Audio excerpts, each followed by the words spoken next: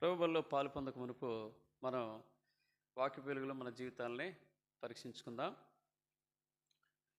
ఇది వాస్తవికంగా దావీదు రాసినటువంటి కీర్తన కదా. 40 కీర్తన దావీదు రాసినటువంటి కీర్తన. కానీ ఇది ప్రవచనం. దీన్ని ఏమంటారంటే ప్రవచనం. అయినప్పటికీ కూడా దావీదు గురించి కూడా రాయబడతా వచ్చింది. ఏం రాయబడతా వచ్చింది దావీదు గురించి? ఏం రాయబడతా వచ్చింది దావీదు గురించి బైబిల్లో? దేవుని చిత్తం గురించి నేను అనేది.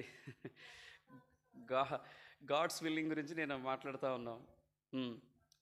నా హృదయానుసారుడని బైబిల్లో రాయబడుతూ వచ్చింది. ఇంగ్లీష్లో మంచిగా ఉంటుంది కదా ఆ పదం.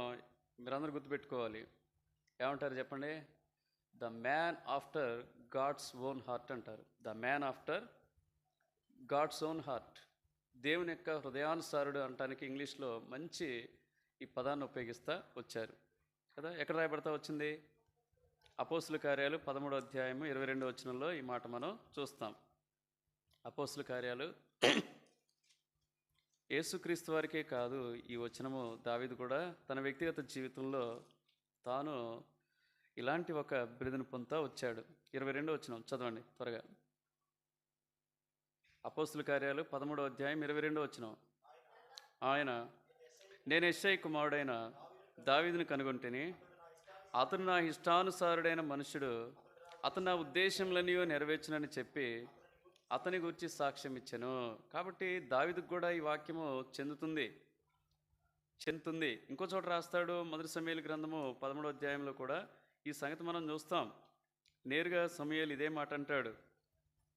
మొదటి సమూయేలు గ్రంథము 13వ అధ్యాయం 14వ వచనం. యెహోవా తన చిత్తానుసారమైన మనసు గల యొక్కని కనుగొని ఉన్నాడు. నీకు ఆజ్ఞాపించిన దాన్ని నీవు గాయకన పోతివి గనుక యెహోవా తన జనుల మీద అతన్ని అధిపతినిగా నియమించును. కాబట్టి యేసు ప్రభుకే కాదు, ఇది దావీదుకు కూడా చెందినటువంటి మాట. అయితే నా తలంపు ఏంటంటే, అసలు దేవుని చిత్తం అంటే ఏంటి? ఒక 6 ప్రశ్నలు మనం వేసుకుందాం. ఒకటేంటి? దేవుని చిత్తం అంటే ఏమిటి? రెండోది, దేవుని చిత్తం వల్ల ముందు మనకేం కావాలంటే, మనం ఏం కావాలి? ప్రయోజనాలు చూస్తాం కదా. ఎందుకు ఇది చేయాలి, ఎందుకు బైబిల్ చదువుకోవాలి, ఎందుకు మందిరానికి రావాలి, ఎందుకు ఆరాధించాలి, ఎందుకు ప్రార్థించాలి, ఎందుకు దేవుని మీద ఆధారపడాలి. మనం ఏం చూస్తాం? ఏ వస్తువు కొన్నా లేకపోతే ఏది చేసినా సరే మానవుడు ఏం కలిగి ఉంటాడంటే, ఏం చేస్తాడు చెప్పండి? దానివల్ల ఏం ప్రయోజనం మనకు కలుగుతుంది అంటాడు. కాబట్టి మనం రెండోదిగా ఏం చూస్తామంటే దేవుని చిత్తం వల్ల కలిగేటటువంటి ప్రయోజనాలు. మూడోది, దేవుడు తన చిత్తాన్ని ఇప్పుడు కూడా బయలుపరచగలడా? దట్ మీన్స్ దేవుడు తన చిత్తాన్ని ఎలా బయలుపరుస్తాడు? ఇది 3 చూస్తాం. మూడోదిగా దేవుడు ఎలా తన చిత్తాన్ని బయలుపరుస్తాడు. నాలుగోదిగా దేవుడు ఎవరికి తన చిత్తాన్ని బయలుపరుస్తాడు. నాలుగోది ఏం చూస్తాం?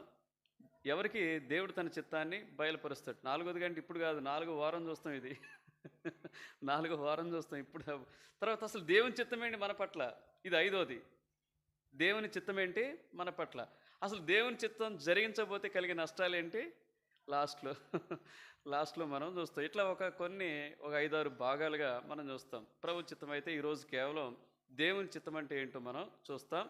దేవుని చిత్తం వల్ల కలిగేటటువంటి ప్రయోజనాలు మాత్రమే మనం చూస్తాం కదా. దేవుని చిత్తం అంటే ఏంటి? మీ పర్స్పెక్టివ్లో చెప్పండి, మీ ఆలోచన విధానంలో, మీ కోణంలో చెప్పండి. దేవుని చిత్తం అంటే దేవుని చిత్తం అంటే ఏంటంటున్నా డెఫినేషన్ నేను అడిగేది. ఆయన యొక్క ఇష్టము. తెలిసి చాలా పర్యాలు నేను ఈ టాపిక్ నేను చెప్పినటువంటి సందర్భమే లేదు అసలు. కాకపోతే చాలా గ్యాప్ వచ్చింది, అంతే. గ్యాప్ వచ్చింది. ఇప్పుడు నూతన విధానంలో మనం దీన్ని ధ్యానించుకుంటాం. సరే, కోరిక, ఇష్టము, వీటికంటే కూడా పెద్ద పెద్ద పదాలు బైబిల్లో వాడబడతా వచ్చాయి. ఏర్పాటు, ఏమంటారు? ఏర్పాటు. రెండోది పిలుపు, ఇంకా ప్రణాళిక, ఉద్దేశాలు, సంకల్పాలు. అవునా? ఇవన్నీ కూడా వాటికి పర్యాయ పదాలుగా మనం చెప్తాం కదా. దేవుడు ఎందుకు నిన్ను ఏర్పరచుకున్నాడంటే, బైబిల్లో ప్రతి వ్యక్తిని కూడా ఏర్పరచుకొని వారి ద్వారా తన ఉద్దేశాలను ఏం చేస్తూ వచ్చాడు? నెరవేర్చుకుంటూ వచ్చాడు. ఆదికాండం మొదలుకొని మనం చివరి వరకు గమనించినట్లయితే యోహాను ద్వారా కూడా ఏం చేస్తూ వచ్చాడు? తన ప్రణాళికలన్నింటినీ, ఉద్దేశాలన్నింటినీ ఆయన జరిగించుకున్నట్లుగా మనం బైబిల్లో మనం చూస్తాం. సరే, మన పట్ల కూడా దేవునికి ఒక ప్రణాళిక ఉంటుందా ఉండదా చెప్పండి. ఇప్పుడు చికెన్ తీసుకొచ్చి అక్కడే పెట్టి ఉంచుతామా చెప్పండి? దాన్ని ఏం చేస్తాం మనం? ఒక ఉద్దేశం ఉంటుంది. దాన్ని ఏం చేయాలి? వండాలి. అది కూడా రుచికరంగా ఉండాలి.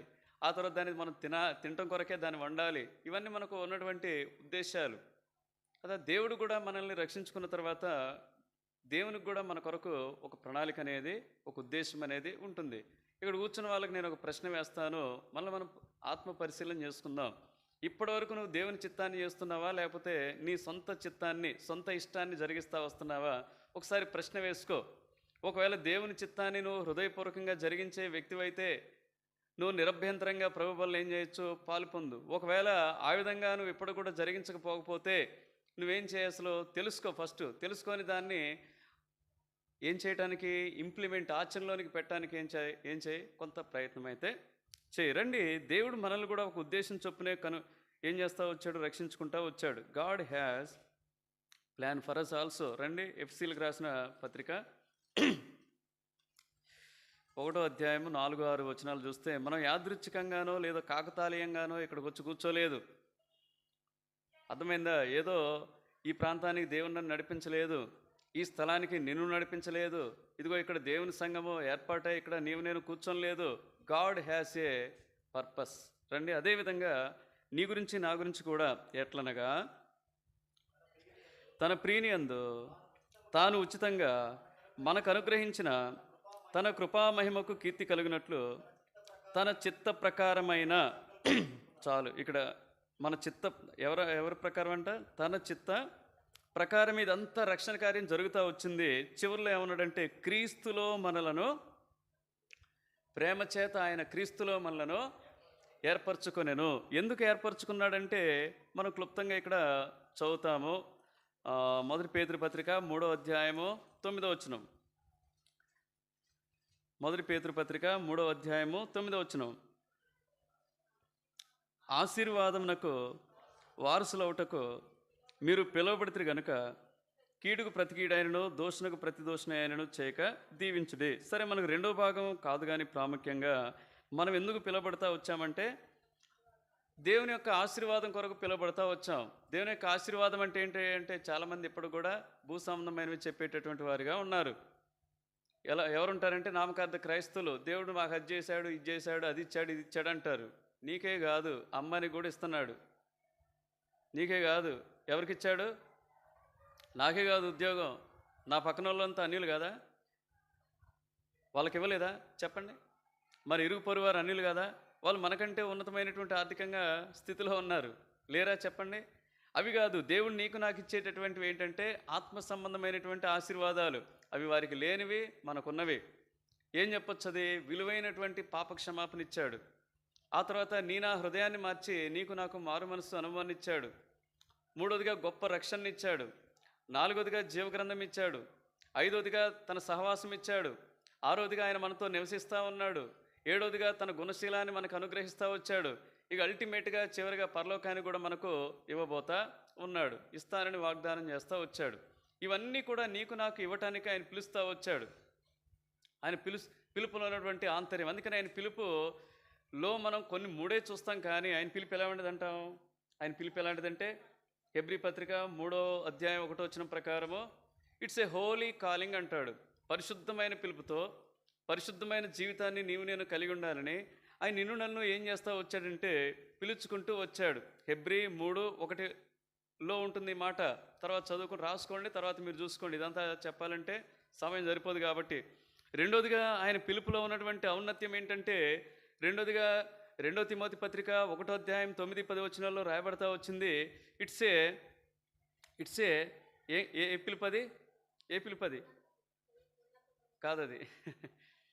ఫస్ట్ ఏమో పరలోక పిలుపు, క్షమించండి. హెబ్రీ 3:1లో ఉన్నది ఏంటంటే హెవెన్లీ కాలింగ్ అంటారు. ఇప్పుడు తిమోతికి రాసిన మొదటి పత్రిక 1వ అధ్యాయం 9-10 వచనాల్లో ఉన్నది ఏంటంటే అది పరిశుద్ధమైన పిలుపు. ఇట్స్ ఏ హోలీ కాలింగ్ అంటారు కదా. ఇప్పుడు కళ్యాణి చెప్తున్నట్లుగా ఫిలిప్పీలకు రాసిన పత్రిక 3వ అధ్యాయం 14వ వచనంలో రాయబడతా వచ్చింది. అదేంటంటే ఉన్నతమైనటువంటి పిలుపు, సుప్రీం కాలింగ్ అంటారు, లేదా హై కాలింగ్, లేదా సుప్రీం కాలింగ్ అంటారు. ఈ 3 ఉద్దేశాలతో దేవుడు పిలుచుకుంటూ వచ్చాడు. ఈ 3 ఉద్దేశాల్లో నేను చెప్పినటువంటి ఇంతకుముందు చెప్పినటువంటి ఆశీర్వాదాలన్నీ కూడా ఏమన్నాయంటే దాచబడి ఉన్నవన్నమాట. సరే, ఇది మన కొరకైనటువంటి దేవుని యొక్క ఉన్నతమైనటువంటి ఉద్దేశం. కాబట్టి ఈ లోకంలో ఆయన ఉద్దేశాల కొరకు మనం ఏం చేయాలంటే మనం జీవించాల్సినటువంటి అవసరం ఎంతైనా ఉంది. ఒకసారి జాక్పర్ని గారి పుస్తకం, ఈ క్రమంలో మీరు ఇంకా ఎక్కువగా దేవుని చిత్తం గురించి అర్థం చేసుకోవాలంటే 2 పుస్తకాలు నేను సజెస్ట్ చేస్తాను. ఒకటి జాక్పర్ని గారి దైవ చిత్తాన్వేషణ అనే పుస్తకం, ఒకసారి చదువుకోండి. నేను చెప్పే వాటికి మీకు కొన్ని దొరుకుతాయి, అంతా నేను యాస్టీజ్గా నేను చెప్పలేకపోవచ్చు. కొంతమేరకు నాకు అది సహాయపడతా ఉంది, ఎందుకంటే అన్నీ మనం కాపీ చేయలేం. రెండోది మెకార్థర్ గారి యొక్క ట్రాన్స్లేషను బుక్ దొరుకుద్ది. ఆవుల డానియల్ సూర్య గారు రాసినటువంటి గాడ్స్ విల్లింగ్ అనేటటువంటి పుస్తకం కూడా మనకు ఆన్లైన్లో దొరుకుద్ది, అందులో కూడా దొరుకుతాయి. ఎవరు రాసింది? డానియల్ సూర్య గారి అనువాదం, కానీ రచన ఎవరిది? మెకార్థర్ గారు రాసినటువంటి పుస్తకం. ఈ పుస్తకంలో దేవుని చిత్తం గురించినటువంటి అనేక సంగతులు మీరు ఇన్డెప్త్గా తెలుసుకోవడానికి మీకు ఉపయోగపడతాయి. కొన్ని నేను ఆ పుస్తకాలు నేను చదువుకున్న వ్యక్తిగా, వ్యక్తిగతంగా బైబిల్ని కూడా ధ్యానించుకున్న వ్యక్తిగా కొన్ని నా అనుభవాలు జోడించి కొన్ని చెప్తాను. జాక్పర్ని గారు ఏం చెప్తారంటే, ఒకసారి తన జీవితంలో జరిగినటువంటి సంఘటనే చెప్తారు. ఏంటంటే దేవుని చిత్తం అనేది ఎంత ప్రాముఖ్యమైందో చెప్తాడనమాట. ఒకసారి ఆయన పెళ్ళి రిసెప్షన్కి వెళ్తూ వచ్చారు. వాక్యం అయిపోయింది, భోజనం చేయడానికి వచ్చారు. అందరూ భోజనం చేస్తూ ఉన్నారు. ఆ భోజనం చేసేటప్పుడు ఒక విచిత్రమైనటువంటి అనుభవాన్ని ఆయన చూస్తూ వచ్చారు. ఏంటంటే, ఒక తండ్రి కొడుకులు ఉన్నారు. తండ్రికి చూపు ఉంది, కొడుక్కి చూపు లేదు. అయితే తండ్రి చేయి పట్టుకున్నాడు, ఎవరు? కొడుకు పట్టుకున్నాడు. కొడుకు ఒక ప్లేట్ ఇచ్చాడు, ప్లేట్ పట్టుకున్నాడు, భోజనం దగ్గర అనమాట. ఇప్పుడు ప్రతి చోట ఏం చేస్తున్నాడంటే తండ్రిని అడుగుతూ ఉన్నాడు, నాన్న ఇది నేను వేసుకోవచ్చా అంటే, కూర కానీ, అన్నం కానీ, పచ్చడి కానీ, రసం కానీ, సాంబార్ కానీ, పెరుగు కానీ, అవన్నీ అక్కడ ఉన్నాయి కదా, చికెన్ కానీ, మటన్ కానీ, రొయ్యలు కానీ, ఇవన్నీ ఉన్నాయి. ఆ విందులో ప్రతి ఐటెము తాను ప్లేట్లో వేసుకునే ముందు ఎవరిని అడుగుతూ ఉన్నాడు? తండ్రిని అడుగుతూ ఉన్నాడు. కెన్ ఐ ఈట్ అని ఇట్లా అడుగుతూ ఉన్నప్పుడు జాక్పర్ని గారు అదంతా గమనించారంట. నిజమే కదా, ఆత్మీయ జీవితంలో మనం కూడా ఎవరు అంటే గుడ్డి వాళ్ళమే. మనకేదో తెలుసు అనుకుంటాం. అందుకనే 2 పర్యాయాలు బైబిల్లో ప్రాముఖ్యమైన వచనం రాయబడతా వచ్చింది. ఏం వచనం అది? సామెతలు 14:12, సామెతలు 16:25. ఏంటి వచనాలు చూడకుండా చెప్పండి.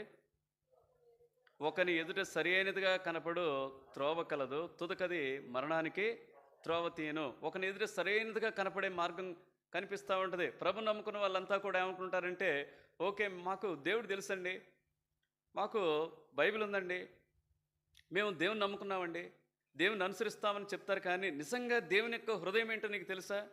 దేవుని యొక్క మనసు ఏంటో నీకు తెలుసా? ఇది ప్రతి ఒక్కరు చెప్తారు. దేవుని యొక్క మనసు ఏంటి? నిన్ను రక్షించుకున్న తర్వాత, నిన్ను కాపాడుకున్న తర్వాత ఈ లోకం అంతా యోగ్యమైనదా? చెప్పండి. ఈ లోకం అంతా శ్రేష్టమైనదా? ఈ లోకం అంతా నీకు అనుకూలమైందా? కానే కాదు కదా. ఈ లోకంలో నువ్వు శ్రేష్టమైన క్రైస్తవ జీవితాన్ని అనుభవించాలంటే తన యొక్క ఆలోచన ఖచ్చితంగా నీకు అవసరమే. లేకపోతే ఎందుకు రాపిస్తాడు? కీర్తనలు 32:8 చూడకుండా చెప్పండి. కీర్తనలు 32:8 ఎందుకు రాపిస్తాడు దేవుడు? ఏంటది? నేను నీకు ఆలోచన చెప్పేదను. చదవండి. ఎందుకు ఈ మాట రాపిస్తాడు బైబిల్లో?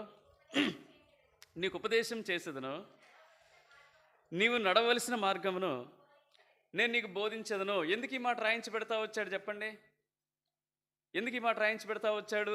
రక్షింపబడిన తర్వాత ప్రతి విశ్వాసికి కూడా, అక్క, చెల్లి, తమ్ముడు వినండి, రక్షింపబడిన ప్రతి వ్యక్తికి కూడా దేవుని యొక్క ఉపదేశం, దేవుని యొక్క ఆలోచన, దేవుని యొక్క సంకల్పం అనేది చాలా చాలా చాలా చాలా ప్రాముఖ్యమైంది.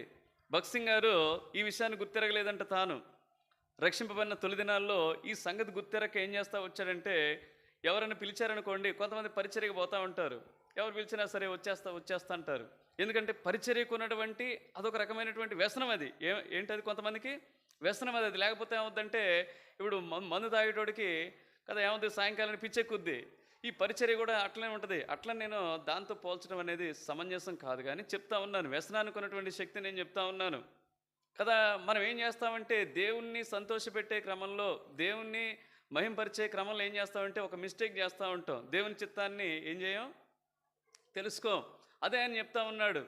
ఒక ఇంట్లో ఉన్నాడు, హ్యావర్డ్స్ అనేటటువంటి తన మిత్రుడింట్లో, కెనడా దేశంలో ఆయన ఆశ్రయం పొందుతూ వాళ్ళు భోజనం పెట్టేవాళ్ళు, అక్కడే ఉండేవాడు, కలిసి ప్రార్థన చేసుకునేవాళ్ళు. ఈ సమయంలో దేవుని ఆత్మచేత నింపినటువంటి భగత్ సింగ్ గారిని దేవుడు బహుగా వాడుకుంటున్నటువంటి ఆ సందర్భంలో జరిగినటువంటి సంగతి ఏంటంటే, ఆయన ఎక్కడికైనా వెళ్ళి బోధిస్తూ ఉండేది. ఒకనాడు హ్యావర్డ్స్ తన మిత్రుడు హెచ్చరిస్తూ వచ్చాడు, నువ్వు నిజంగా దేవుని ఆలోచన చొప్పున కనుక్కొని వెళ్తున్నావా, లేకపోతే నీ ఇష్టానుసారంగా నువ్వు వెళ్తున్నావంటే, నేను దేవుని పనిగా చేసేది, ఇందులో ఏముంది అభ్యంతరం? దేవుని పని చేస్తున్నప్పుడు దేవుని అడగాల్సిన అవసరం ఏముందంటాడు. అప్పుడు వెంటనే హేవర్డ్స్ అట్లా కాదు, ఏదైనా సరే మనం రక్షింపబడిన తర్వాత మనం ఎక్కడికి వెళ్ళాలన్నా, ఏం చేయాలన్నా, మన పనిలో కానీ ఇంకేదైనా విషయంలో కానీ, ప్రాముఖ్యంగా పరిచర్య విషయంలో కానీ దేవుని చిత్తం అనేది చాలా ముఖ్యమయ్యా అని చెప్పినప్పుడు భక్సింగ్ గారిని నొచ్చుకొని తనకు దూరంగా వెళ్ళిపోతాడు. మరుసటి రోజు నుండి తనకు ప్రైజ్ లార్డ్ చెప్పడం కూడా పట్టించుకోడు అనమాట. అంత దూరంగా వెళ్ళిపోతాడు. కానీ వాక్య పరిచర్య పోయిన తర్వాత అక్కడ వాక్యం బోధించే విషయంలో ముందుకు కొనసాగలేకపోతాడు. ఈ ఆలోచన తొలుస్తూ ఉంటుంది తనని. ఏం చేస్తాడంటే one fine morning after 3 days అనమాట, ఒక సముద్ర తీరానికి వెళ్తాడు. నిజమే కదా, నువ్వు ఇచ్చిన వాక్యమే, నువ్వు ఇచ్చిన బోధే, నువ్వు ఇచ్చిన పరిచర్యే, కానీ నేను అడగకుండానే నేనేం చేస్తా ఉన్నాను, ఇది చేస్తూ ఉన్నాను. కాబట్టి ఇక నుంచి నేను అడగాలని ఒకవేళ నువ్వు నన్ను కోరుతున్నావని చెప్పేసి అక్కడ సముద్ర తీరాన మోకరించి, ప్రభువా ఇక ఎప్పటి కూడా నీ ఆలోచనకు వ్యతిరేకంగా నేను పోలేను, నేను పరిచర్య చేయాలనేది నా సొంత ఆలోచన, నిన్ను మెప్పించాలని కోరికుంది, కానీ అంతరంగంలో నేను ప్రజల మెప్పు పొందాలని నేను ఆశిస్తూ ఉన్నాను, కాబట్టి పరిచయం నేను కోరుతా ఉన్నానని చెప్పేసి తన తప్పు తెలుసుకొని ఏం చేస్తాడంటే 3 రోజుల తర్వాత హేవర్డ్స్ని కలిసి తన తప్పిదాన్ని ఒప్పుకొని క్షమాపణ అడిగి, ఇక నుంచి ఎక్కడికన్నా వెళ్ళేటప్పుడు ఏం చేస్తాను, దేవుని చిత్తాన్ని తెలుసుకొని మాత్రమే నేను చేస్తానని ఆ దైవజనుడు తీర్మానం చేసుకున్నాడు. తదుపరి తన ఆత్మీయ జీవితంలో మహిమలో చేర్చబడే వరకు కూడా దేవుని యొక్క సంకల్పాన్ని, సంపూర్ణమైన చిత్తాన్ని కనుగొని ఆయన చేసినట్లుగా మనం చూస్తాం. కాబట్టి మనం కూడా జాగ్రత్తగా ఈ లోకంలో జీవించాలి. నువ్వు కాని డినామినేషన్లో ఉంటావు, దేవుని చిత్తమా చెప్పండి? నేను ఒక ప్రశ్న వేస్తాను. నువ్వు ఒక సరైనటువంటి అక్కడ ఏం నీకు బోధ ఉండదు. బోధ సరిగా ఉంటే నీ ఆత్మీయ జీవితం ఎలా ఎందుకుంటుంది? అక్కడ బోధ సరిగా ఉంటే ఇప్పుడు నువ్వు ఎందుకు ఆరాధన చేయలేని దుస్థితిలో ఎందుకుంటావు? నువ్వు ప్రార్థన చేయలేని దుస్థితిలో ఎందుకుంటావు? మందిరం సమీపంగా ఉన్న రాని దుస్థితిలో ఎందుకుంటావు? ఎందుకు దేవుని స్వార్థలో పాలు పొందకుండా ఉంటావంటే దేవుని చిత్తం కాదు, నువ్వు అక్కడ ఉంటావు. ప్రతి ఒక్క వ్యక్తి పట్ల దేవునికి ఏమన్నది? ఓ ప్రణాళిక ఉంది. నీ ఆత్మీయ జీవితంలో ఎదుగుదల లేకుండా ఆత్మీయ మరుగుజ్జుగా నువ్వు ఉన్నావంటే అర్థం ఏంటంటే it is not God's will. ఇప్పటి వరకు నువ్వు ఎక్కడైతే ఉన్నావో అది అక్కడ ఉండటం దేవుని చిత్తం కాదు. కాబట్టి నేను ఒక స్థలానికి పంపిస్తా వచ్చాడు. యేసు ప్రభు యొక్క జీవితాన్ని గమనిస్తే ఒకసారి గమనించండి.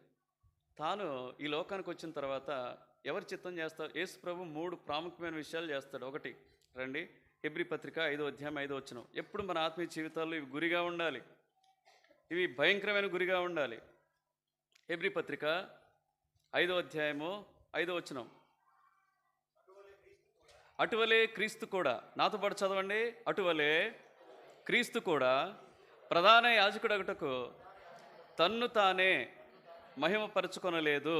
చాలు. దేవుడు చేసింది ఏంటంటే ఎప్పుడు కూడా తండ్రి అయిన దేవుని మహిమపరచాలనే కోరిక కుమారుడైనటువంటి యేసుక్రీస్తు వారిలో మనం చూస్తాం.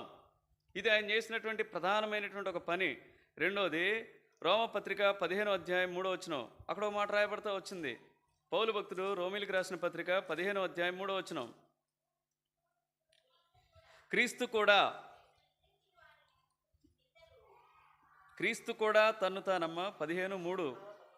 క్రీస్తు కూడా తన్ను తాను సంతోషపరుచుకొనలేదు. గుర్తుపెట్టుకో. రెండోదిగా క్రీస్తు తన్ను తాను ఏం చేయలేదు? తను తాను సంతోషపరుచుకోలేదు ఎప్పుడు కూడా. అంటే అర్థం ఏంటి? మొదటి దానికి అర్థం ఏంటి? దేవుని తండ్రి అయిన దేవుని మహింపరిచాడు. ఈ లోకంలో మనం కూడా ఎవరిని మహింపరచాలి? ఏ పని చేసినా అందుకనే what ever you do you should bring glory to the lord అన్నాడు. నువ్వు దాని ద్వారా దేవుని నామానికి ఏం తీసుకురావాలి? మహిమను తీసుకురావాలి. రెండోది what ever you do you should please the God. You should please the God. నువ్వు దేవుని సంతోషపెట్టాలి. ఈ లోకంలో దేవుణ్ణి సంతోషపెట్టే పనులు చేయాలన్నదే. ఎందుకు ఇవి అంటే మనకెవరు ఆదర్శం? యేసుప్రభు. యేసుప్రభు ఆ విధంగా చేశాడు కాబట్టి తన కుమారులమైన కుమార్తెలమైన మనం కూడా ఆ విధంగా. మూడోది ఏంటి? రండి, మూడోది ఇట్ ఈస్ అల్టిమేట్గా యోహాను సువార్త 6వ అధ్యాయము 38వ వచనం. నా ఇష్టమును నెరవేర్చుకొనుటకు నేను రాలేదు. నాతో పాటు చదవండి. నన్ను పంపిన వాని చిత్తము నెరవేర్చుటకే పరలోకం నుండి దిగి వచ్చి తినే కదా. మనం ఏం చేస్తున్నాం చెప్పండి? నన్ను రక్షించిన వాడిని, నా కొరకు ప్రాణం పెట్టిన వాడిని, నా కొరకు ఈ లోకానికి వచ్చి గాయాలు పొందిన వాడిని, ఈ లోకానికి వచ్చి నా కొరకు మృతునంది సమాధి చేయబడిన యేసుక్రీస్తు యొక్క చిత్తాన్ని చేయటం నాకు ఇష్టమో లేదు కదా మందిది. కానీ తండ్రి అయిన దేవుని యొక్క చిత్తం కొరకు యేసుప్రభు యొక్క కోరిక ఏంటి చెప్పండి? కోరిక ఏంటి చెప్పండి?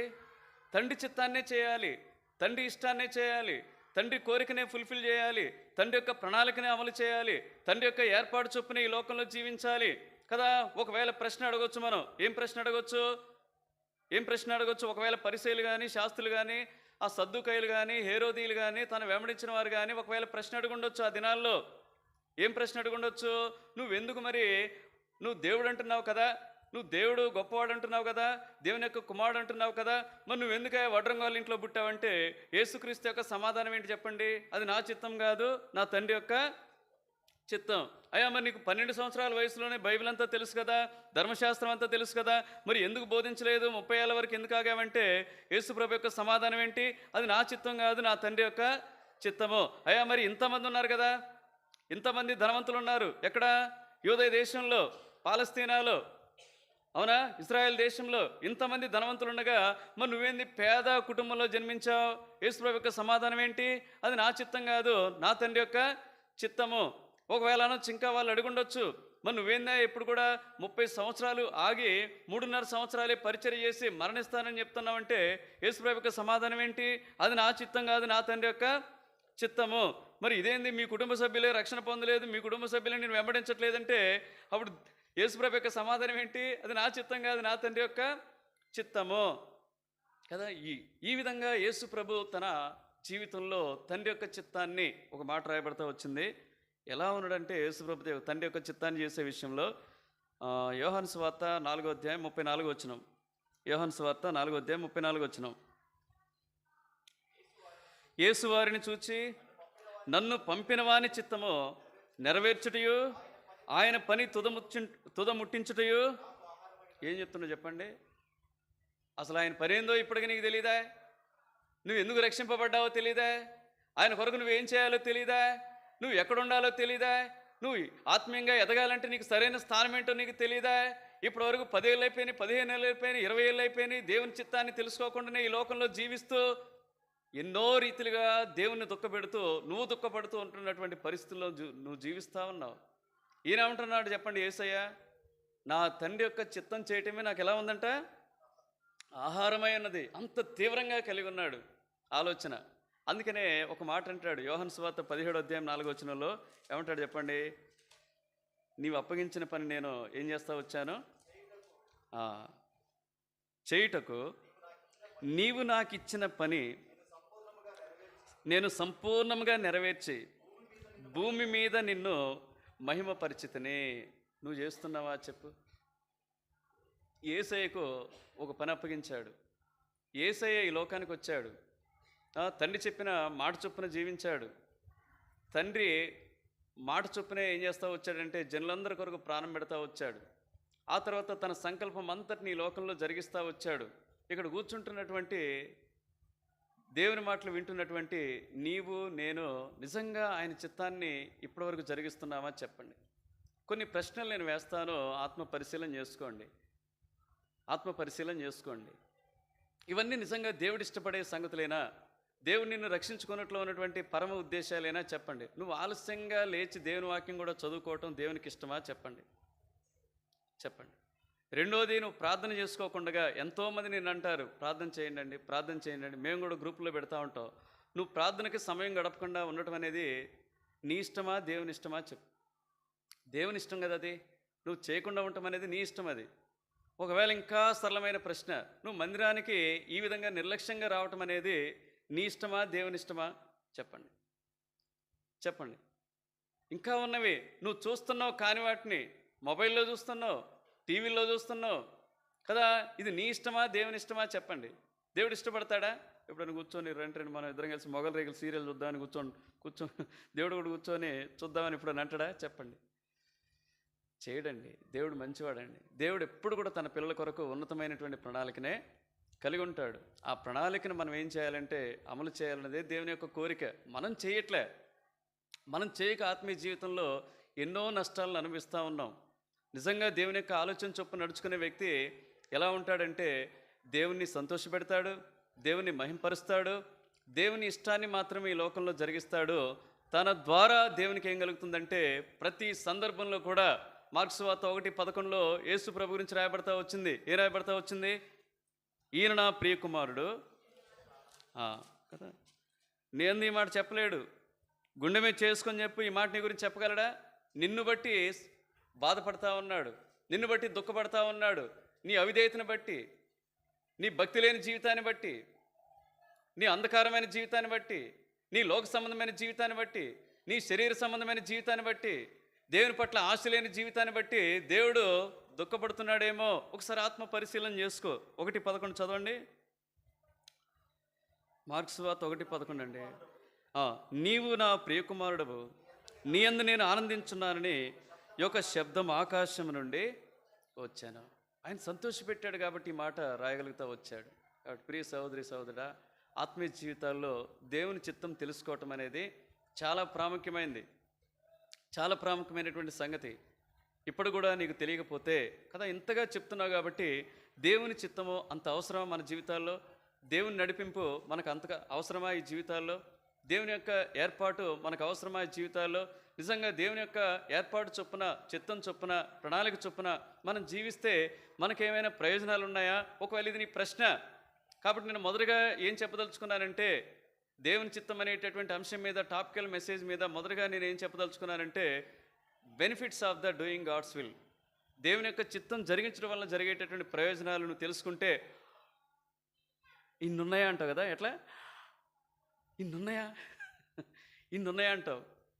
ఏంటి దేవుని యొక్క చిత్తం తెలుసుకుంటే ప్రయోజనాలు అంటే చూద్దాం. ఒక 5-6 ప్రయోజనాలు నేను చూపించి ఈరోజు నేను ముగిస్తాను. వచ్చే వారము దేవుడు ఎవరికి తన చిత్తాన్ని బయలుపరుస్తాడు చూద్దాం. మార్క్స్ వార్త 4:34 లేదా మత్తయి సువార్త 12:50 కూడా ఈ సంగతి ఉంటుంది. ఏది తీస్తా చదవండి. ఉపమానం లేక ఏది తీశారు మీరు? 4:34 చదవండి. 35 ఆ దినమే ఎక్కడండి? క్షమించండి, నేను 4వ వచనం చూస్తున్నాను. మార్క్స్ వార్త 3వ అధ్యాయము 35వ వచనం. క్షమించండి. దేవుని చిత్తం చొప్పున జరిగించువాడే నా సహోదరుడును సహోదరియు తల్లియునని చెప్పాను.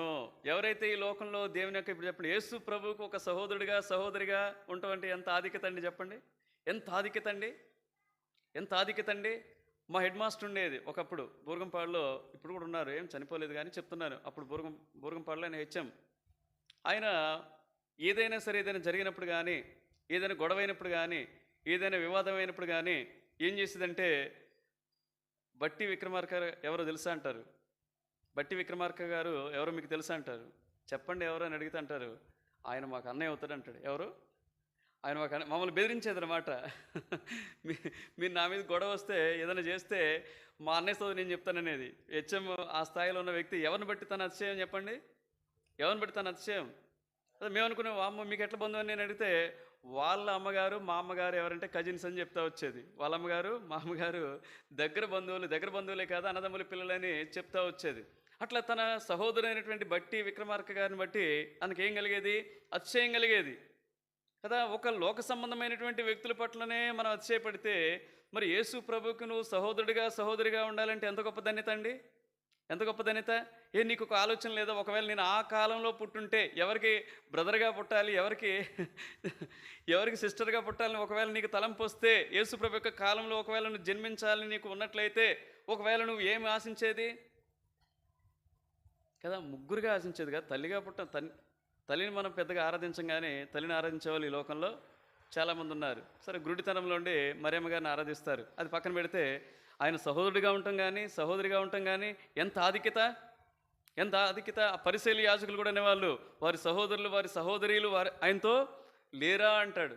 లేరా అని వాళ్ళు సంబోధిస్తారు. అంటే తనను బట్టి మనకేం కలుగుతుందంటే గొప్ప అతిశయం కలుగుతూ ఉంది.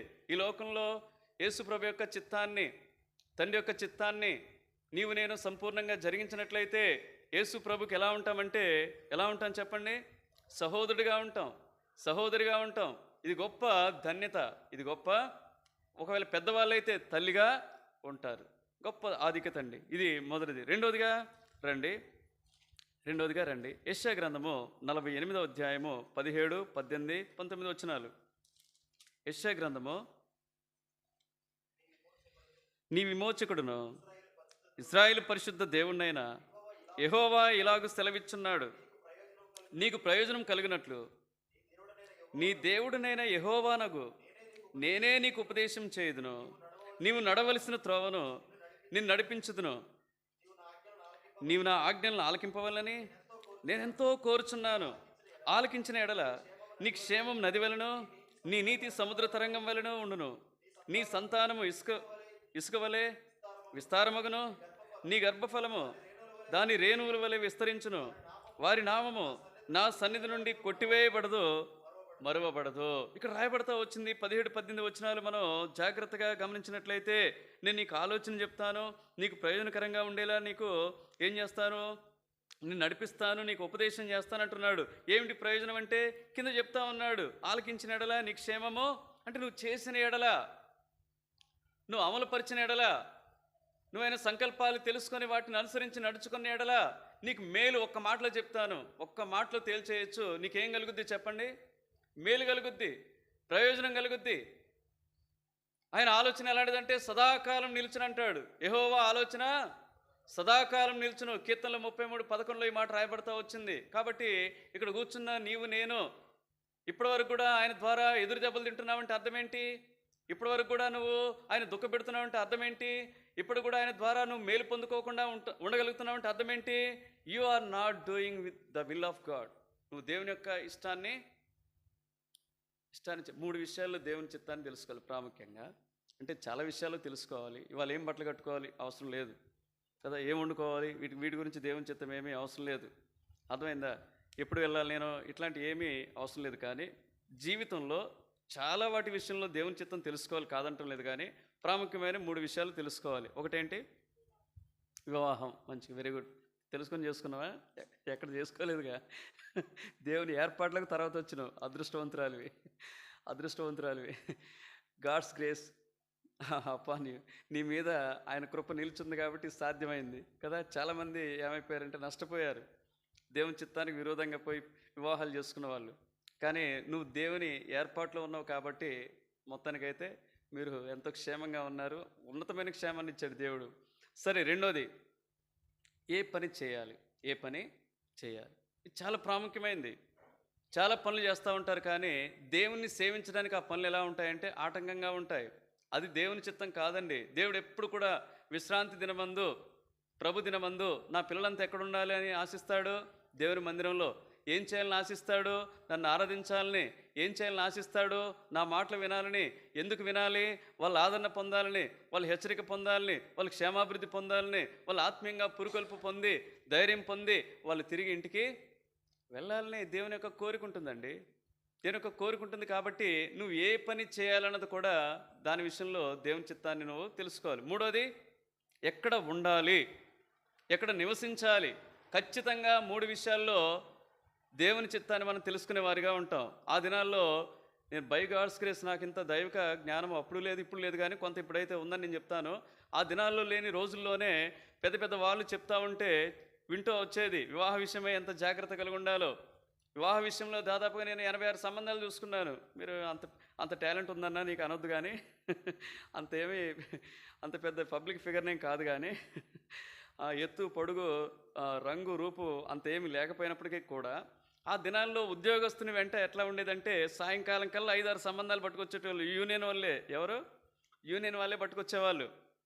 అయితే నేను కూడా ఏం చేస్తా వచ్చాను, నా సొంతంగా ఒక అమ్మాయిని చూసుకోవటం జరిగింది. అదంతా నా చిత్తం. అది శాటన్ ఏం చేస్తాడంటే ఉచ్చేస్తాడు. వాడు పని ఏంటి చెప్పండి? సులువుగా వాడు ఏం చేస్తాడు? మంట పెడతాడు. చిక్కులు అన్నది ఏంటది? చిక్కులు అంటే అది చాలా చిన్న పదం. నేనేమంటాను, మంట పెడతాడు వాడు. సులువుగా ఏం చేస్తాడు వాడు? అసలు అగ్గి లేకుండానే వాడు ఏం చేస్తాడు? కిరసనాయిలు లేకుండానే వాడు ఏం చేస్తాడు? పెట్రోల్ లేకుండానే వాడు ఏం చేస్తాడు? మంట పెడతాడు.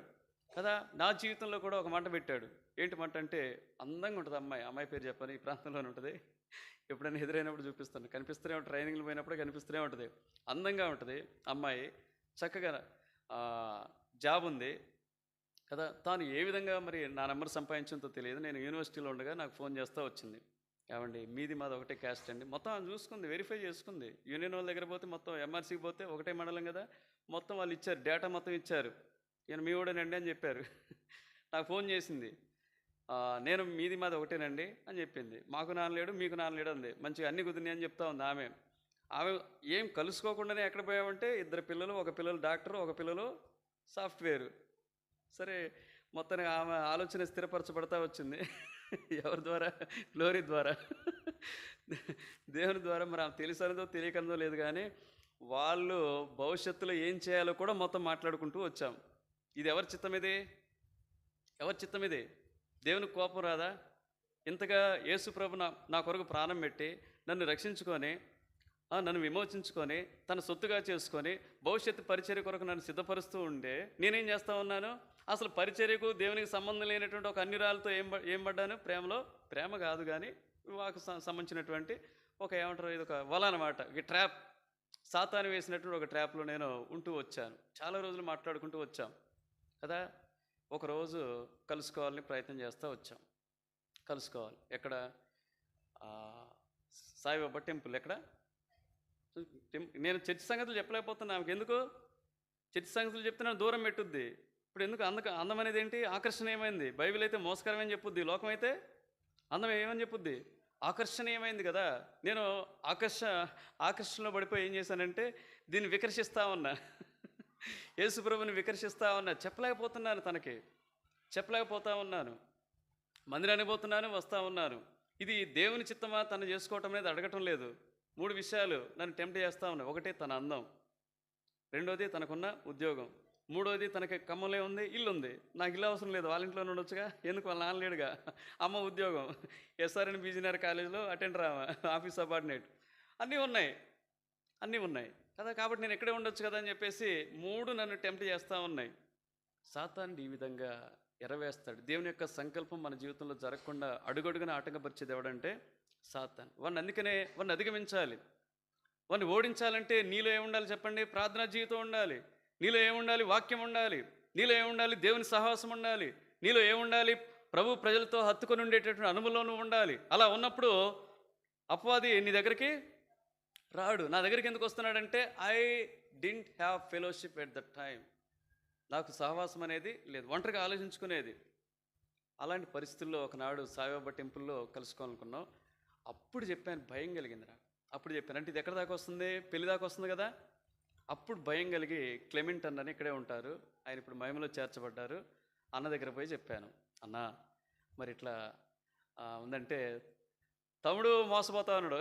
ఏమన్నాడు? ఒకటే మాట, యూ విల్ బి డిసీవ్డ్ అని. అంతే, నువ్వు మోసపోతావు, అంతే. నమ్మొద్దు ఈ లోకాన్ని, నమ్మొద్దు, నువ్వు మోసపోతావు, వద్దు, దేవుణ్ణి అడుగు, దేవుడు నీకు తన చిత్తాన్ని బయలుపరుస్తాడని నన్ను హెచ్చరిస్తూ వచ్చాడు. నేను అంత ఆత్మీయ స్థితిలో లేను కాబట్టి ఆయన మాటలు నేను ఏం చేయలేదు, బుట్ట దాఖలు చేస్తూ వచ్చాను, పట్టించుకోలేదు. ఆ రోజు కలవటానికి వెళ్ళటానికి ముందు రోజు గురువారం సాయిబాబా టెంపుల్లో కలవాలి. గురువారమే తన పసుమర్తి బుక్ షాపు ఎదుటి నేను కలుస్తూ వచ్చాను. కలిసిన తర్వాత నేను ఈ టెన్షన్స్లో యేసుప్రభు గురించి చెప్పలేకపోతా ఉన్నాను. మా ఇంటి పరిస్థితి బాగాలేదు. ఈ పెళ్లి విషయమై దేవుని చిత్తమై ఈయన హెచ్చరిస్తూ వచ్చాడు. ఆ రాత్రి నేను అన్నం తినలేదు, అట్లే పడుకున్నాను. మధ్యాహ్నం పోయాను, వండుకోవటం లేదుగా. ఆ మిడ్ డే మీల్స్ బాగాలేకపోతే కొంచెమే తినేసి సాయంకాలం వచ్చాను, నిద్ర లేదు. తర్వాత నా పరిస్థితి అదోలా ఉంది. అప్పుడు నేను తనకు ఎదురయ్యాను. ఫస్ట్ టైము ఎదురైనప్పుడు వెంటనే తను చూసింది, హాయ్ చెప్పింది, నేను హాయ్ చెప్పాను. తర్వాత బాయ్ చెప్పుకొని అక్కడ రోడ్డు మీద కుదరదు కదా అని వెళ్ళిపోయాం. తర్వాత ఆమె వెళ్ళిన తర్వాత 10 నిమిషాలకి నాకు ఫోన్ చేసి ఏం చెప్తా వచ్చిందంటే, మీరు అంత బాగలేరండి, మీకు ఏమైనా జబ్బులు ఉన్నాయా అని అన్నది. మీరు అంత బాగలేరు, మీకు ఏమైనా జబ్బులు ఉన్నాయా అని అడుగుతూ వచ్చింది. అప్పుడు నాకు అనిపిస్తూనే ఉంది, God is working in me. దేవుడు నాలో ఏం చేస్తూ ఉన్నాడు? పని చేస్తాం. పరిశుద్ధాత్మ దేవుడు పని చేస్తూ ఉన్నాడు. నాకు తెలియకుండానే ఏడుపు వచ్చింది. నేను ఇంత కష్టపడి చదువుకొని ఈ స్థాయికి వచ్చి ఏదో పెళ్లి చేసుకుందామని చెప్పేసి అనుకుంటే ఏమో జబ్బులు గిబ్బులు అంటా ఉందని చెప్పేసి ఒక నిమిషం పాటు అట్లనే ఆలోచించుకొని కొద్దిసేపు ఉన్నాను. ఇక నాకు అనిపించింది తను వదిలించుకోవాలి. అవునండి, నాకు చాలా జబ్బులు ఉన్నాయండి, ఆయాసం వస్తుంది, గుండెదడ వస్తుంది, లేనిపోని అని చెప్తా వచ్చాను. నాకు అనిపించిందండి, ముందే అనిపించిందండి అంది. నాకు ముందే అనిపించిందండి మిమ్మల్ని చూస్తే అంది. ఇక అన్నీ కావాలనే చెప్తా వచ్చాను. చెప్పి ఆఖరికి ఏమన్నదంటే, ఇదంతా ఒక మిస్డ్ కాల్ అనుకోండి. ఇదంతా ఏమనుకోండి, వారం తర్వాత నాకు ఒక వెడ్డింగ్ కార్డు తీసుకొచ్చి ఆల్రెడీ ఆమె సెర్చింగ్లో ఉంది, అన్నీ పెట్టుకుని ఉంది, రెడీగా పెట్టుకుని ఉంది. ఒక టీచర్నే, ఇంకొక టీచర్నే పెట్టుకొని ఉంది. నాకు వెడ్డింగ్ కార్డు తీసుకొచ్చి ఇచ్చింది. పెళ్ళికి కూడా నేను పోయాను, ఇబ్బంది ఏం లేదు. పెళ్ళికి కూడా పోతా వచ్చాను, తర్వాత మాట్లాడుతూ వచ్చాను, తర్వాత కలుస్తూ వచ్చాను. నేను ఒకటే అనుకున్నాను ఏంటంటే, it is not God's willing, దేవుని చిత్తం కాదు కాబట్టి అది కొట్టివేయబడతా వచ్చింది. తర్వాత దేవుని చిత్తానుసారమైనటువంటి ప్రార్థనలో కనిపెట్టాను, వివాహం చేసుకున్నాను. ఇప్పుడు నా చిత్రం ఎంతో మేలుకరంగా ఉంది, ప్రయోజనకరంగా ఉంది. ఇలాంటి అనుభవం నా జీవితాల్లో లేకపోతే వివాహం అనే కాదు, పనే కాదు, నివాసమే కాదు, నువ్వు ఏ పని చేస్తున్నా సరే, ఏమి చేసినా సరే దేవుని చిత్తానికి విరోధంగా పోతే మేలు కలగదు. పైగా ఏం కలుగుదంట, లూకాసు వార్త 12:47లో ఒక మాట రాయబడతా వచ్చింది. లూకాసు వార్త 12:47, తన యజమానుని చిత్తం ఎరిగి ఉండియో సిద్ధపడక అతని చిత్తము చొప్పున జరిగింపక ఉండు దాసునికి అనేకమైన దెబ్బలు తగులును. ఇప్పటికే నువ్వు దెబ్బలు తింటా ఉన్నావు. అది వివాహ విషయం అయి ఉండొచ్చు, పని విషయం అయి ఉండొచ్చు, ఉద్యోగ విషయం అయి ఉండొచ్చు. అర్థమైందా? ఇంకా ఏదైనా సరే నీ ఆత్మీయ జీవితంలో ఎదురైనటువంటి సమస్యలు అయి ఉండొచ్చు. వీటన్నిటికీ కారణం ఏంటో తెలుసా? నువ్వు దేవుని చిత్తానికి విరోధంగా పోవటమే. దేవుని చిత్తం తెలుసుకొని ఉండి కూడా దాన్ని చేయకపోవటమే తప్ప వేరే ఏది కాదు. ఆత్మీయ జీవితంలో దేవుని చిత్తం జరిగించే వారికి దేవుడు ఏం చేస్తారంటే మేలు. దేవుని ఎంతగానో స్తుతిస్తా ఉన్నాను. నా వివాహాన్ని బట్టి, నాకు ఇచ్చినటువంటి భాగస్వామిని బట్టి, నాకు ఇచ్చినటువంటి కుటుంబాన్ని బట్టి, దేవుడు నన్ను తప్పించినటువంటి విధానాన్ని బట్టి, దేవుడు ఈ విధంగా నేను పరిచర్య చేయటానికి నాకు నా పట్ల కలిగినటువంటి ఉన్నతమైనటువంటి ఉద్దేశాలన్నింటిని బట్టి దేవునికి ఎంతగానో నేను రుణస్తుని. ఆ దినాన్ని నేను తప్పించుకోకపోతే ఈ దినాన బహుశా నేను ఎక్కడుండేది? ఈనాడు ఆదివారం ఆమె బిర్యానీ చేస్తూ ఉండేది, నేను టీవీ చూస్తుండేటోని. ఆమె బిర్యానీ చేసేది ఎవరు? ఆమె అంటే ఎవరు? నేను ఎవరైతే ఇష్టపడ్డానో నా సొంత ఇష్టానుసారంగా నేనేం చేస్తూ ఉండేది? టీవీలో చూస్తూ ఉండేది. ఏం చూస్తూ ఉండేది? ఇవాళ చాలా సినిమాలు వస్తాయండి. ఇవాళ ఏమొస్తాయి? చాలా వస్తాయి. ఏదో ఒకటి చూస్తా కాలక్షేపం చేస్తూ ఉండేది. ఇంత ఆత్మీయ అనుభవంలో అయితే నేను ఉండేది కాదు. ప్రియ సహోదరి సహోదరుడా, ఇప్పటికే ఒకవేళ దేవుని చిత్తము తెలుసు కూడా నువ్వు చేయకపోతే జాగ్రత్త పడు. కీడు అనిపిస్తూ ఉంటే ఇకనైనా జాగ్రత్త పడు. మూడవదిగా రండి, యోహాను సువార్త 9:31. యోహాను సువార్త 9:31 ఏమిటి ప్రయోజనం అంటే, ముందు 1 యోహాను 3:21-22 చదవండి, తర్వాత 9:31కి వద్దాం. ఒక 10 నిమిషాలే ఈ బెనిఫిట్సే మనం చూసుకొని ముగించుకుంటాం. 3:21-22. ప్రియులారా, మన హృదయము మన యందు దోషారోపణ చేయని యెడల దేవుని ఎదుట ధైర్యం గల వారమగుదుము, మరియు మనమైన ఆజ్ఞలు గైకొనొచ్చు ఆయన దృష్టికి ఇష్టమైనవి చేయుచున్నాము గనుక మనం ఏమి అడిగినను అది ఆయన వల్ల మనకు దొరుకును. ఇప్పుడు దొరకట్లే. ఎందుకు దొరకట్లే? శారా అడగటం కాదు, అక్కడ ఉంది. ఆయన ఆజ్ఞలు గైకొనొచ్చు ఆయన దృష్టికి ఇష్టమైన చేసేటోడు దొరుకుద్దట. ఇప్పుడు మనకు దొరకట్లేదంటే అర్థం ఏంటి? మన ఇష్టానుసారంగా మనం చేస్తున్నాం. అది చెప్పండి అండి. మన ఇష్టానుసారంగా మనం చేస్తున్నాం. భక్తి విషయంలో కానీ, పరిశుద్ధత విషయంలో కానీ, నీతి విషయంలో కానీ, ప్రభుని వెంబడించే విషయంలో కానీ, మన డబ్బు విషయంలో కానీ ఒకసారి గుండె మీద చేసుకొని చెప్పు, నిజంగా దేవుని చిత్తం చొప్పున ఇవన్నీ నువ్వు చేయగలుగుతున్నావా? అందుకని నీ ప్రార్థనకు జవాబు దొరకట్లే. ఎంతగా మొరపెడుతున్నా నువ్వు మేలు పొందట్లే. కారణం ఏంటి? నీ సొంత ఇష్టాలన్నీ తొలగించుకో, దేవుని ఇష్టంలోనికి రా. దేవునికి ఏది ఇష్టమో తెలుసుకో. అప్పుడు నువ్వు చేయగలిగితే దేవునికి మేలు చేస్తాడండి. ఒక ఆయన ఉండేది, ఆయన పేరు స్మిత్ విగ్గిల్స్వర్త్. ఆయన పేరేంటి? స్మిత్ విగ్గిల్స్వర్త్. మంచి దైవజనుడు. కానీ తర్వాత కాలంలో ఆయన కొంత అబద్ధ బోధ కూడా చేశాడనే అపవాదన ఆయన అంటగట్టుకుంటూ వచ్చాడు. ఇంగ్లాండ్ దేశంలో స్మిత్ విగ్గిల్స్వర్త్ ఆయన అద్భుతమైనటువంటి ప్రార్థనా వీరుడు. ఆయన ప్రార్థనలకు జవాబు ఎందుకు మీరు ఈ విధంగా పొందుకోగలిగారంటే ఆయన ఒకటే మాట చెప్పేది, నా జీవితంలో నేను ఎప్పుడు దేవుని చిత్తాన్ని తప్ప నా సొంత ఇష్టాన్ని నేనేం చేయలేదని చెప్పేది. ఆయన పేరేంటి నాగనక్క? ఇప్పుడు నేను ఇంగ్లీష్ మీడియం బళ్ళకు పంపాలి ఆయన పేరు చెప్పాలంటే స్మిత్ విగ్గిల్స్ వర్త్ కదా. ఆయన జీవితంలో ఒక భయంకరమైన సంఘటన జరిగింది. ఒకనాడు 3 రోజులు మీటింగ్కి ఒక ప్రాంతానికి వెళ్ళాడు. ప్రాంతానికి పోయిన తర్వాత ఆయన మొదటి రోజే వేరే ప్రాంతంలో ఉన్నాడు. తనకు కబురు వచ్చింది ఏంటంటే తన భార్య మహిమలో చనిపోయింది వాళ్ళ భార్య.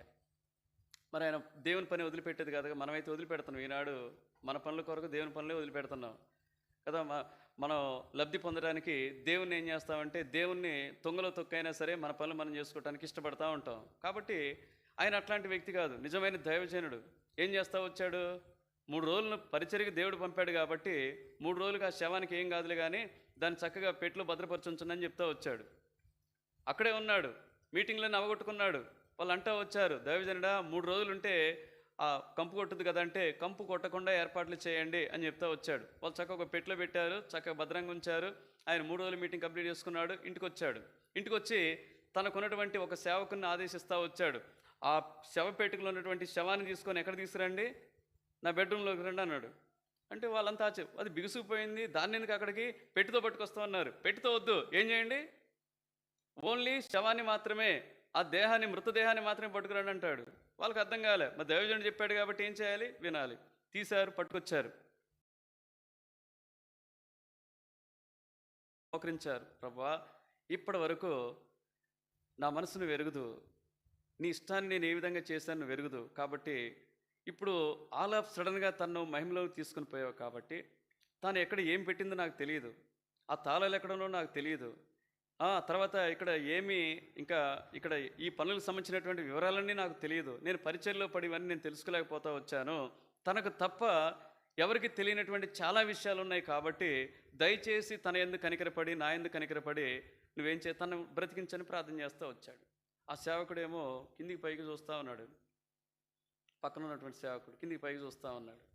ఇంతే, నేను ఎప్పుడూ నీ చిత్తాన్ని జరిగించాను కాబట్టి, నీ చిత్తం జరిగించేటటువంటి నీకు ఇష్టమైనవి చేసే కోరిక నువ్వు వింటావు కాబట్టి, నువ్వు ఆలకిస్తావు కాబట్టి నా భార్యను ఒక 5 నిమిషాలు బ్రతికించన్నాడు.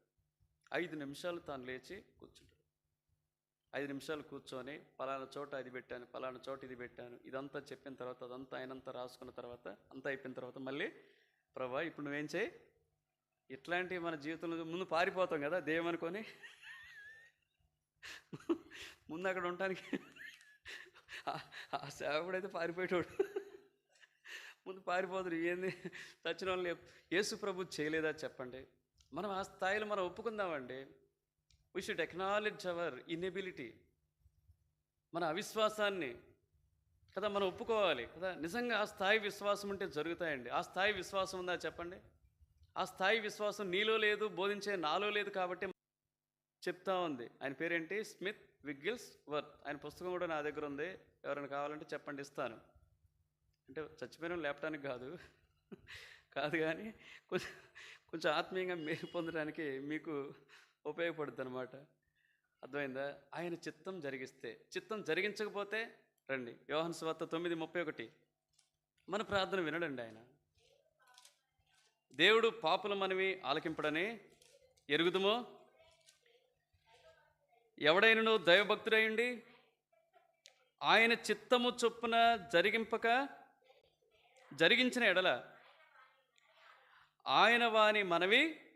చూడండి ప్రియ సహోదరి సహోదరు, ఇక్కడ కూర్చున్న నువ్వు ఎవరైనా సరే దేవుడిని మొర ఆలకించాలంటే, దేవుడిని ప్రార్థన ఆలకించాలంటే, అర్థమైందా, దేవుణ్ణి అక్కర తీర్చాలంటే, దేవుని కోరిక నెరవేర్చాలంటే ఇకనైనా దేవుని యొక్క ఆలోచన ఏంటో తెలుసుకో, దేవుని యొక్క మనసు ఏంటో తెలుసుకో, దేవుని నుండి ఏం ఆశిస్తున్నాడో తెలుసుకో, అర్థమైందా, దేవుని యొక్క సంకల్పం ఏంటో తెలుసుకొని దాని ప్రకారం నువ్వు చేయగలిగితే నువ్వు ఏది అడిగినా దేవుడు ఇవ్వటానికి ఆయన సిద్ధంగా ఉన్నాడండి. ఇది మూడవది. నాలుగవదిగా రండి. హెబ్రీ పత్రిక 10వ అధ్యాయం 36వ వచనం. పౌలు భక్తుడు హెబ్రీలకు రాసిన పత్రిక 10వ అధ్యాయం 36వ వచనం. మీరు దేవుని చిత్తమును నెరవేర్చిన వారై వాగ్దానం పొందు నిమిత్తము మీకు ఓరిమి అవసరమై ఉన్నది. ఇంగ్లీష్ బైబిల్లో ఎవరైనా ఇంగ్లీష్ బైబిల్ ఉంటే చదువుతారా, మంచిగా ఉంటుందన్నమాట. ఇంగ్లీష్ బైబిల్ ఉంది ఎవరి దగ్గరైనా? అందులో ఉంటుందన్నమాట. ఉంటే చదవండి. తెలుగుకే కష్టం, ఇంక మళ్ళీ ఇంగ్లీష్ చెప్తుండేనా? అందులో బాగుంటుందండి కదా.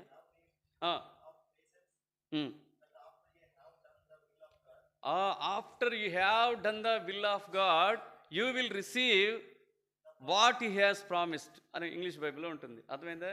If you have done the will of God you will receive the promises God has promised you, లేకపోతే ఈ హ్యాస్ ప్రామిస్డ్ యూ కదా. దేవుడు ఏదైతే నీకు వాగ్దానం చేస్తా వచ్చాడో, నీవు తన చిత్తాన్ని ఒకవేళ నువ్వు నెరవేర్చగలిగితే, ఆయన చిత్తాన్ని చేసే వ్యక్తిగా ఈ లోకంలో ఉంటే, ఆ వాగ్దానం, ఇన్ని వాగ్దానాలు ఉన్నాయి, ఎందుకు పొందుకోలేము? అవన్నీ కూడా ఎలా ఉన్నాయంటే నిర్వీర్యంగా ఉన్నాయి, నిరుపయోగంగా ఉన్నాయి. నీ ఇంట్లో అన్నీ పెట్టుకున్న వాగ్దానాలు, యెహోవాను ఆశ్రయించే వారికి ఏ మేలు కొదువై ఉండదు. ఎందుకు మేలు పొందలేకపోతున్నావు? నువ్వు సొంత ఇష్టాలన్నీ చేస్తావు, కానీ ఆయన చేయమంటావు. ఇది ఎట్లా ఉంటుందంటే, ఎప్పుడు నేను ఒక చెప్తా ఉంటాను కదా, ఒక లాటరీ టికెట్ జోగు చెప్తా ఉంటాను. మరోసారి చెప్తాను వినండి. ఒకడు చాలా బాధల్లో ఉన్నాడు, ఇబ్బందుల్లో ఉన్నాడు, కష్టాల్లో ఉన్నాడు, అప్పుల్లో ఉన్నాడు, అనారోగ్య పరిస్థితిలో ఉన్నాడు, దిక్కులేని స్థితిలో ఉన్నాడు, చెప్పుకోలేని పరిస్థితిలో ఉన్నాడు, కన్నీటి పరిస్థితులు కూడా వెళ్తా ఉన్నాడు. దేవుని ఇంటికి వచ్చి ప్రార్థన చేశాడు, ప్రభువా వీటన్నిటి నుంచి నన్ను విడిపించు, నాకు లాటరీ తగిలేలా చేయి అని చెప్పేసి ప్రార్థన చేస్తాడు కదా. ఆ వారం వస్తాడు, లాటరీ రాదు, మళ్ళీ ఏడుస్తూ ఉంటాడు, మళ్ళీ ప్రార్థన చేస్తూ ఉంటాడు, ప్రభువా నీకు నా మీద దయ లేదా, కనికరం లేదా, నాకు లాటరీ వచ్చేలా చేయి, నా కష్టాలని పోతాయి, బాధలని పోతాయి, అప్పులని పోతాయి. మళ్ళీ ప్రార్థన చేస్తాడు, ఆ వారం కూడా రాదు. 3వ వారం వస్తాడు, వచ్చే వారం కనుక నాకు లాటరీ రాకపోతే నేను నా ప్రాణాలను ఇక్కడే విడుస్తాను, నీకు జాలి దయ నా పట్ల లేదా అని దేవుణ్ణే ఏం చేస్తాడంటే బెదిరించిపోతాడు. కొంతమంది దేవుని బెదిరిస్తూ ఉంటారు. దేవుణ్ణి బెదిరించగలమండి? చెప్పండి. ఆయన ఎక్కడండి, మనం ఎక్కడండి? ఆయన సార్వభౌముడండి, ఆయన అనంత జ్ఞానండి, ఆయన రాజులకు రాజండి, ప్రభులకు ప్రభు అండి, సర్వశక్తిమంతుడండి. ఆయన మీద కొంతమంది అలుగుతారు, ఆయన బెదిరిస్తారు. ఏందో ఇది నాకు అర్థం కాదు. నీ భార్య అనుకుంటున్నావు అలగటానికి? భర్త అనుకుంటున్నావు అలగటానికి? చెప్పండి. వాళ్ళ మీద అలుగుతారు, తేలిగలుగుతారు, వెళ్ళిపోతున్నట్టు కదా. ఇప్పుడు లేదులే, అప్పుడైతే పాతకాలంలో అయితే పట్టుకుని పోతే ఊళ్ళో ఒక ఇద్దరు ముగ్గురు రోజు పోతూనే ఉండేటోళ్ళు. ఎందుకు భర్త మీద అలిగి గొడవలై వెళ్ళిపోతూనే ఉండేటోళ్ళు. ఈ కాలంలో బై గాడ్స్ గ్రేస్ అట్లాంటివి మనం చూడటంలే. అట్లాంటి ఇప్పుడు పెట్టలేవు కదా అని పోవట్లేదేమో. ఇప్పుడు సూట్ కేసులే. అప్పుడు ఈజీగా తెలిసిపోయేది గొడవ అయిందా లేదా అనేది అర్థమైపోయేది ఊళ్ళలో. ఇట్లాంటివి తరచుగా మనం చూసేవాళ్ళం కదా. దేవుణ్ణి బెదిరిస్తూ వచ్చాడు. ఆ 3వ వారం కూడా తనకు రాలే, మళ్ళీ వచ్చి అదే చెప్తా ఉన్నాడు, నీకు జాలి లేదు, దయ లేదు, నేను ఎక్కడ చచ్చిపోతానని గోడ కొట్టుతా ఉంటే తలను కొట్టుకొని చనిపోదామని చూస్తే దేవుడు ప్రత్యక్షమై, భక్తుడా లాటరీ కావాలన్నావు కానీ ఏనాడైనా లాటరీ టికెట్ కొన్నావా అని అడిగాడు. ఇదేనండి నిన్ను కూడా అడిగే ప్రశ్న. ఏనాడైనా ఆయన మనస్సు తెలుసుకున్నావా? ఆయన వాక్యం తెలుసుకున్నావా? ఆయన నీ పట్ల ఏం ప్రణాళిక కలిగి ఉన్నాడో తెలుసుకున్నావా? నీ నుంచి ఏం ఆశిస్తున్నాడో తెలుసుకున్నావా? కానీ నువ్వైతే ఇన్ని ఆశిస్తావు, నా కుటుంబం చల్లగుండాలి, నా కుటుంబం అదే ప్రార్థన చేస్తూ ఉంది కదా ఆ ముసలావిడ, మొత్తం చేస్తుంది, నా కుటుంబం నా కొడుకులు, నా కుటుంబం నా కొడుకులు, నా కుటుంబం నా బిడ్డలు, నా కొడుకులు నా మనవళ్ళు కదా. ఇదే చేస్తుందో తప్ప నేను చుట్ట తాగుతున్నాను దాని నుంచి బయటకు తీసుకురా అడగట్లేదు ఆమె. నేను అబద్ధాలు ఆడుతున్నాను దాని నుంచి బయటకు తీసుకురా అడగట్లేదు ఆమె. నేను టీవీలు చూస్తున్నాను వాటి నుంచి బయటికి తీసుకురా అడగట్లేదు. మందిరానికి నేను అప్పుడప్పుడే వస్తున్నాను దాని నుంచి నన్ను విడిపించు అడగట్లేదు ఆమె. నేను దౌర్భాగ్యకరమైన భక్తిని కొనసాగిస్తూ ఉన్నాను, భక్తిహీనతతో నేను ఉన్నాను, ఇది అడగట్లే ఆమె. చూసారా మన సంఘ ప్రార్థనలో ఒక ముసలావిడ కల్పన వాళ్ళ అమ్మే ఏమడుతూ ఉంది, నా మనవడు నా మనవరాలు, నా కొడుకులు నా బిడ్డలు, నా కొడుకులు నా బిడ్డలు. పాప తెలియక ఆమె చేస్తూ ఉంది. ఆమె తెలియక చేస్తుంది. ఈనాడు తెలిసి కూడా ఇక్కడ కొంతమంది చేసేటోళ్ళు ఉన్నారు, గుర్తుపెట్టుకోండి. ఆమె నేను తప్పట్టం లేదు, ఆమె తెలియక చేస్తూ ఉంది. తెలిసి కూడా చేసేటోళ్ళు ఇట్లాంటి మూర్ఖులు ఇక్కడ ఉన్నారు, గుర్తుపెట్టుకోండి. ప్రియ సహోదరి సహోదరుడా, దేవుని నువ్వు ఆశిస్తున్నావంటే దేవుడు నీ నుంచి కూడా ఏం ఆశిస్తా ఉన్నాడు? ఆయన ఇష్టం ఏంటో తెలుసుకొని చేయి చాలంటున్నాడు. అది చేస్తే మేలు పొందుతావు, గుర్తుపెట్టుకో. మేలు వాగ్దానాలు అన్నీ కూడా నీ సొంతమవుతాయి, నీ వశమవుతాయి, గుర్తుపెట్టుకో. 5వది రండి, మత్తయి సువార్త. ఈరోజు బెనిఫిట్సే నేను చెప్తా ఉన్నాను, ఎలా తెలుసుకోవాలనేది వచ్చేవారం మనం చూస్తాం. వచ్చేవారం మిస్ కాకండి, ఇది వింటేనే అది మీకు అర్థమవుద్ది. ఎందుకంటే వాటికి మళ్ళీ నేను లింకప్ చేసి చెప్తా ఉంటాను. 7వ అధ్యాయము 21, 22 వచనాలు. ప్రభువా ప్రభువా అని నన్ను పిలుచు ప్రతివాడును పరలోక రాజ్యంలో ప్రవేశింపడు గాని పరలోకమందున్న నా తండ్రి చిత్త ప్రకారం చేయవాడే ప్రవేశించును. ఆ దినమందు అనేకులు నన్ను చూచి, ప్రభువా ప్రభువా, మేము నీ నామమున ప్రవచింపలేదా? నీ నామమున దెయ్యములు వెలగొట్టలేదా? నీ నామమున అనేకమైన అద్భుతములు చేయలేదా అని చెప్పుదురు. అప్పుడు నేను, మిమ్మును ఎన్నడనూ ఎరుగను, అక్రమము చేయవారులారా, నా యొద్ద నుండి పొండని వారితో. ఇది దుర్బోధుల గురించి చెప్పిన మాట అయినప్పటికీ కూడా ఆ దుర్బోధుల కంటే తక్కువ జీవితం నీలో ఏమీ లేదు, గుర్తుపెట్టుకో. వాళ్ళేమో అబద్ధాలు చెప్తున్నారు, వాళ్ళేమో దేవుడు చెప్పని వాటిని వాళ్ళు చెప్తా వచ్చారు కదా. అనుకున్నారు వీటి ద్వారా నేను పరలోకం పోతానేమోనని. ఇక్కడ కూర్చున్నావు, పేరు మార్చుకున్నావు, నువ్వు ఒకనాడు మోసపోతావు, గుర్తుపెట్టుకో. కానీ సంఘంలో ఉన్నావు, మోసపోతావు, గుర్తుపెట్టుకో. అర్థమైందా? కానీ స్థలంలో ఉంటున్నావు, గుర్తుపెట్టుకో. దేవునికి దూరంగా ఉంటున్నావు, గుర్తుపెట్టుకో. అన్నీ ఆయన రాస్తాడు, అన్నీ ఆయన రాస్తాడండి. ఒకనాడు ఆయన చిత్తానికి విరోధంగా పోతూ, ఆయన చిత్తాన్ని నువ్వు చేయకుండా ఉంటూ, నువ్వు కూడా భ్రమిస్తున్నావేమో. ప్రభు వచ్చినప్పుడు నేను ఎత్తబడతాను, ప్రభు వచ్చినప్పుడు నేను వెళ్తాను, ప్రభు నన్ను పరలోకానికి తీసుకుపోతాడు అనుకుంటున్నామేం. ఎవరైతే ఈ లోకంలో ఆయన ఇష్టాన్ని మాత్రమే, అది ఏదైనా కావచ్చు, ఆయన సంపూర్ణమైన చిత్తంలో ఉండి ఎవరైతే ఆ ఇష్టాన్ని మాత్రమే జరిగిస్తూ ఉంటారో వారికి మాత్రమే ఎందులో ప్రవేశం ఉంటుంది, ఎందులో ఉంటుంది. ఆయన చిత్తం జరిగించేవారు పరలోక రాజ్యంలో ప్రవేశాన్ని పొందుతారు. గుర్తుపెట్టి, ఇది 5వది, చివరిది. రండి ముగించుకుందాం. చివరిది 1 యోహాను పత్రిక 2వ అధ్యాయము 7వ వచనం. 1 యోహాను పత్రిక, ప్రియులారా, మొదటి నుండి 2:17, 1 యోహాను పత్రిక 2వ అధ్యాయం 17వ వచనం.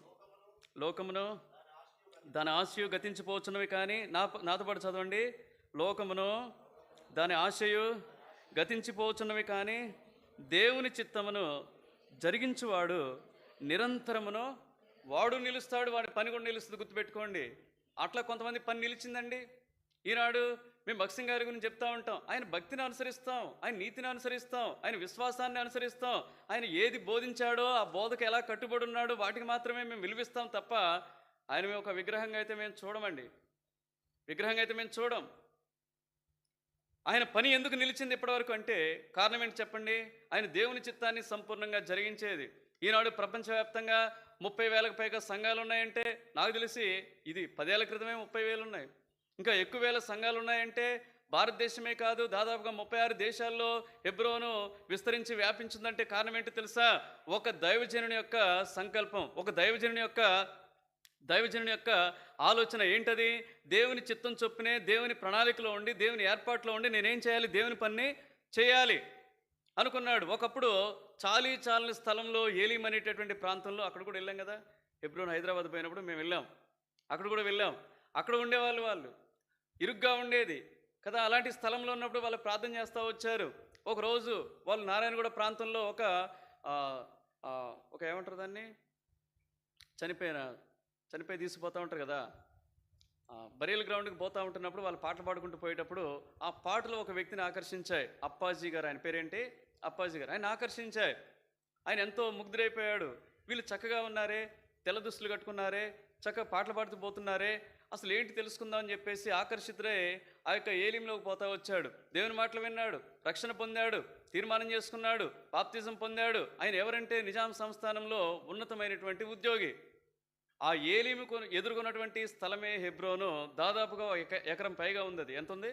ఎకరం పైగా ఉంది కదా. భక్సింగ్ గారి దగ్గరికి పోయి 1952వ సంవత్సరంలో ఏం చేస్తూ వచ్చారంటే ప్రపోజల్ పెడతా వచ్చారు. దైవజనుడా, ఇరుకైన ప్రదేశంలో మీరు ఉంటున్నారు కదా, నేను ఒక్కనే, చిన్న కుటుంబం మాది, నేను వృద్ధుణ్ణి, చాలా సంపాదన ఉంది కదా, మరి ఏం చేయి? ఇదిగో ఈ ఎదురున్నటువంటి స్థలమంతా, ఎకరం పైగా ఉన్న స్థలమంతా నేను దేవుని కొరకు ఇస్తున్నాను, తీసుకోండి, ఇక్కడ మందిరం కట్టుకోండి అంటే మనమైతే ఏం చేసేవాళ్ళని చెప్పండి? నేను మెసేజ్లు పెడతా ఉంటా, ఇస్తారేమోనని కదా. మనకి అంత స్థాయి లేదు, నేను ఒప్పుకుంటున్నాం. అది ఒప్పుకుంటున్నాం, మెసేజ్లు పెడతా ఉంటాం, వాళ్ళు ఇస్తారు వీళ్ళు ఇస్తారేమో, దేవుని పని చేయాలని. అంటే నా విశ్వాస స్థాయి కూడా పెరగాలని నేను ఆశిస్తున్నాను తప్ప నేను గొప్పకున్నానని అయితే నేను ఎప్పుడు ఒప్పుకోవటం లేదు కదా. అయితే తాను ఇస్తానన్నప్పుడు మనం ఎగిరికి అంతేయటం కాదు. ఆయన అన్నాడు వద్దన్నాడు. ఏమన్నాడు? వద్దన్నాడు. అట్లా తీసుకోవటం దేవుని చిత్తమో కాదో నాకు తెలియదు. So let me wait upon God's will. దేవుని యొక్క చిత్తాన్ని నేనేం చేస్తానంటే కనిపెడతాను. 25వ కీర్తన దేవుని చిత్తం కనిపెట్టడం గురించి ఉంటుందంటే అద్భుతంగా ఉంటుంది. చదువుకోండి ఎప్పుడైనా. 25వ కీర్తన గుర్తుపెట్టుకోండి. ఎలా కనిపెట్టాలని 3 times రాస్తా వచ్చాడు, కనిపెట్టుము కనిపెట్టుము కనిపెట్టుమని. అర్థమైందా? కనిపెడతా వచ్చాడు. ఎంతసేపు కనిపెట్టాడు? 3 సంవత్సరాలు కనిపెట్టాడు. శారా ఎన్ని సంవత్సరాలు కదా? మనం ఒక నెలకి విసిగెత్తిపోయి దాని గురించే మర్చిపోతాం కదా. ఇది దేవుని చిత్తం కాదేమో, ఇది దేవుని చిత్తం కాదేమో మనం క్లోజ్ చేస్తాం. 3 సంవత్సరాలు కనిపెట్టిన తర్వాత నీ అప్పాజీ గారు పదే పదే అడగటం, ఈయనేమో ఆగు, పదే పదే అడగటం ఆగు. 3 సంవత్సరాల తర్వాత దేవుడు తన సంపూర్ణ చిత్తాన్ని బయలుపరిచిన తర్వాత అప్పాజీ గారిని పిలిపించి ఇప్పుడు దేవుడు తీసుకోమంటున్నాడని చెప్పిన తర్వాత అప్పాజీ గారు సంతోషంగా దాన్ని అప్పగిస్తారు. అక్కడ హెబ్రోన్ కట్టడం జరుగుద్ది. 2 సంవత్సరాల తర్వాత 1957, 58 ఆ ప్రాంతంలో వాళ్ళు హెబ్రోన్కి వెళ్ళటం అయితే జరిగింది. అది మొదలుకొని ఇప్పటి వరకు కూడా ప్రపంచవ్యాప్తంగా సంఘాలు విస్తరించి వ్యాపిస్తూ వచ్చాయి. దేన్ని బట్టి మీరు చెప్పండి? ఈ వాక్యం నిజం కాదా? ఈ వాక్యం సత్యం కాదా? వారి పని నిలుస్తుందండి, వారు కూడా నిలుస్తారండి. దేవుని చిత్తం జరిగించేటటువంటి వారి యొక్క పని ఈ లోకంలో ఏమవుద్దంటే ఆ వ్యక్తి కూడా నిలుస్తాడు. అంటే అర్థం ఏంటి? నిత్య జీవంలో ఉంటాడని అర్థం. నిత్య జీవంలో ఉంటాడని అర్థం. కాబట్టి ప్రియ సహోదరి సహోదరా, very important topic in our life. మన జీవితాల్లో దేవుని చిత్తం అనేది ఒక మాట చదువుకొని ముగించుకుందాం. 6 ప్రయోజనాలు చూసాము. ఒక మాట ఎఫెసీ పత్రిక 5వ అధ్యాయం 25, 26, 27 వచనాలు చదువుకొని ముగించుకున్నాం.